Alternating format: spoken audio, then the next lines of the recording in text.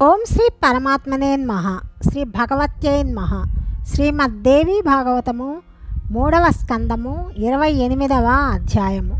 ఈ 28వ అధ్యాయంలో నవరాత్ర వ్రత ప్రసంగమున శ్రీరాముని చరిత్రను వ్యాస మహర్షి వర్ణించి చెప్పటం మనం తెలుసుకుంటాము. మొత్తము 3వ స్కందంలోని 39వ భాగాన్ని మనం ఇప్పుడు తెలుసుకుంటున్నాము. జనమేజయుడు ఇలా అడుగుతున్నాడు: భగవంతుడైన రామచంద్రుడు సుఖదాయినియకు దేవి నవరాత్ర వ్రతాన్ని ఎందుకు చేశాడు? ఆయన రాజ్యాధికారము అపహరించబడడానికి కారణమేమిటి? సీతాదేవి అపహరించబడగా ఆమెను పొందటానికి రామచంద్రుడు ఏమి చేశాడు అని అడిగాడు. దానికి వ్యాస మహర్షి ఇలా చెప్తున్నాడు: ఇది ప్రాచీన కాల విషయము. పూర్వము దశరథ మహారాజు అయోధ్యను పాలిస్తూ ఉన్నాడు. సూర్యవంశపు రాజులలో ఆయన ఎంతో ప్రసిద్ధుడు. ఆ రాజ్యములో దేవతలు బ్రాహ్మణులు ఎప్పుడూ ఆదరణీయులై ఉండేవాళ్ళు.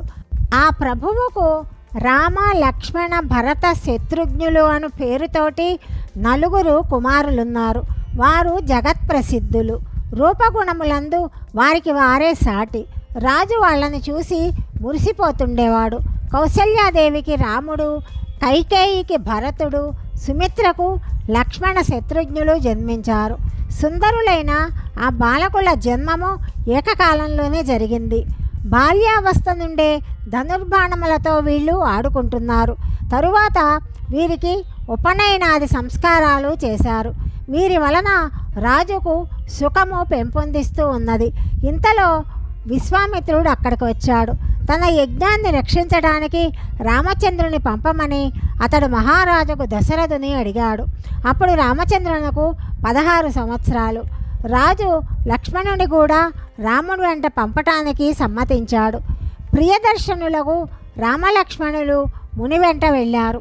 మార్గమధ్యమున భయంకరమైన ఆకారము గల తాటకి అని పేరు గల రాక్షసిని సంహరించారు. ఆ రాక్షసి మునులను ఎప్పుడూ పీడిస్తూ ఉన్నది. భగవంతులకు రామచంద్రుడు ఒకే బాణముతో ఆ రాక్షసిని నేలకూల్చాడు.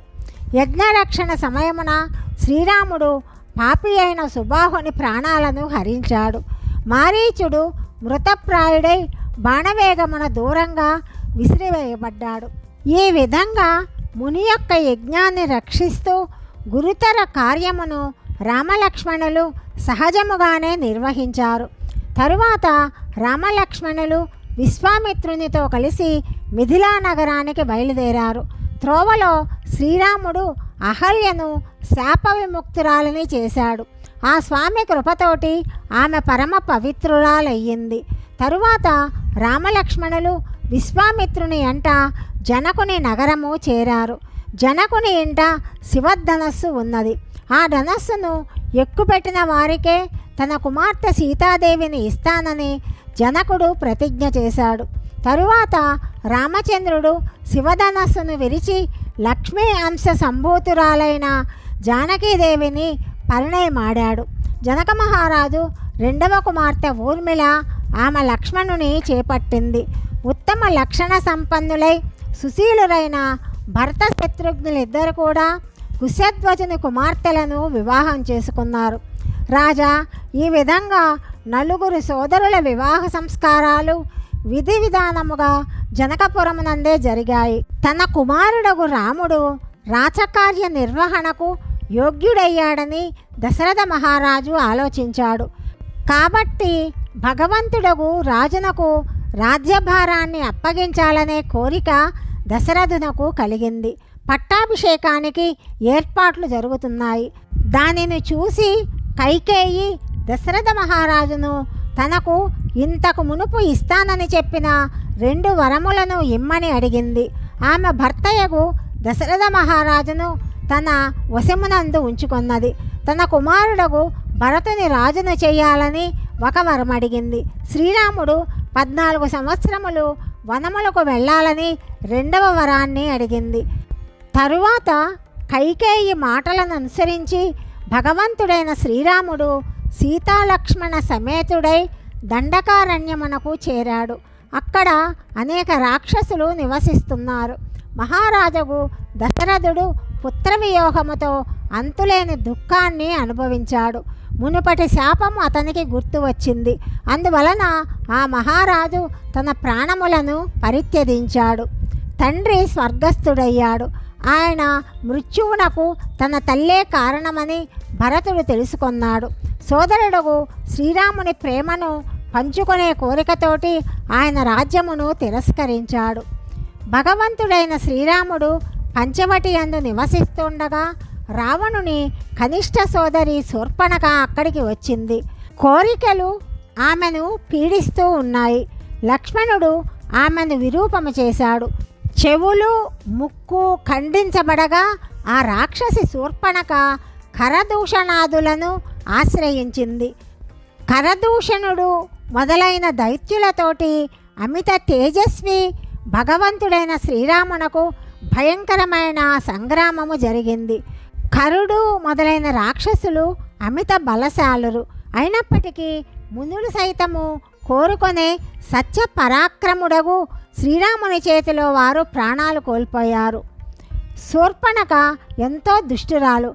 ఆమె లంకకు వెళ్ళి రాముని ద్వారా కరదూషణాదులు చంపబడిన వృత్తాంతమంతా రావణునికి చెప్పింది. రావణుడు ఎంతో నీచుడు. కరదూషణుల మృత్యువార్తను విని క్రోధముతో మండిపడ్డాడు. రథాన్ని అధిరోహించి మారీచుని ఆశ్రమానికి వెళ్ళాడు. మారీచుడు గొప్ప మాయావి. రావణుడు సీతను లోభ పరవశురాలను చేసే బంగారు హరిణముగా కావాలని మారీచుని ఆదేశించాడు. మాయావియగు ఆ రాక్షసుడు వెంటనే బంగారు జింకయ్య సీతాదేవి ఎదుటకు చేరాడు. కుటీరము ముందుకు వెళ్ళి అక్కడ గడ్డిని మేస్తున్నాడు. దైవ ప్రేరణ చేత దానిని చూసి భగవతి సీత రామునితోటి, స్వామి దయచేసి ఈ మృగము యొక్క చర్మమును తీసుకొని రండి అని పలికింది. భగవంతుడు రాముడు కూడా ఇంకేమీ ఆలోచించలేదు. లక్ష్మణుని సీతకు రక్షణగా ఉంచి ధనుర్బాణములను చేపట్టి ఆ మృగము వెంట వెళ్ళాడు. ఆ మృగమునకు కోట్ల కొలది మాయలు తెలుసు. అది భగవంతుడు రామచంద్రుని చూసి ఒకసారి కనపడుతూ మరొకసారి అదృశ్యమవుతూ ఉన్నది. ఒక వనము నుండి ఇంకొక వనానికి ప్రవేశిస్తున్నది. ఇప్పుడు ఆ మృగము ఒక చేతి దూరములో ఉండిపోయిందని తలుచుకొని భగవంతుడు రాముడు ధనస్సునందు తీక్షణమైన బాణమును తీసి సంధించాడు. దానితో ఆ మాయామృగమును సంహరించాడు. చనిపోవుతూ మాయావి అయిన నీచమృగము ఎంతో దుఃఖముతోటి బలవంతముగా మిక్కిలి వేగముతో హా లక్ష్మణ, నేనిప్పుడు చంపబడ్డాను అని వాపోతూ ఉన్నది. ఆకాశము దద్దరిల్లునట్లుగా శబ్దమును సీతాదేవి విన్నది. ఇది రాఘవేంద్రుని కరుణార్థమైన పిలుపు అని తలుచుకొని ఆమె ఎంతో భీతిల్లింది. మరిది అయిన లక్ష్మణునితోటి ఇట్లు పలికింది, లక్ష్మణ, నీవిప్పుడు వెళ్ళు. మీ అన్న రఘునందనుని ఎవ్వరో వధించారు. సౌమిత్రి, నిన్ను ఆ మహానుభావుడు పిలుస్తున్నాడు. శీఘ్రముగా ఆ స్వామికి సహాయానికి తోడ్పడు. అప్పుడు లక్ష్మణుడు, అమ్మా జనకనందిని, ఇచ్చటనే ఉండమని నన్ను రాఘవేంద్రుడు ఆజ్ఞాపించాడు. నేను ఆ ప్రభువు ఆజ్ఞను ఉల్లంఘించటానికి భయపడుతున్నాను. కాబట్టి ఇక్కడ నుండి నేను వెళ్ళను. నీవు ధైర్యాన్ని వహించు. రామచంద్రుని హతమార్చటానికి సమర్థులైన వారు ఈ పృథివీ అందు ఎవ్వరు కూడా లేరని నేను అనుకుంటాను. అందువలన నిన్ను ఇక్కడ ఒంటరిగా వదిలి రాఘవేంద్రుని ఆనతిని జవదాటి నేనెక్కడికి వెళ్ళను అని లక్ష్మణుడు భగవతి సీతాదేవితో చెప్పాడు. శ్రీరాముని చరిత్రను వ్యాసుడు ఇంకా చెప్పటము తదుపరి భాగంలో తెలుసుకుందాం. సర్వం శ్రీకృష్ణార్పణమస్తు.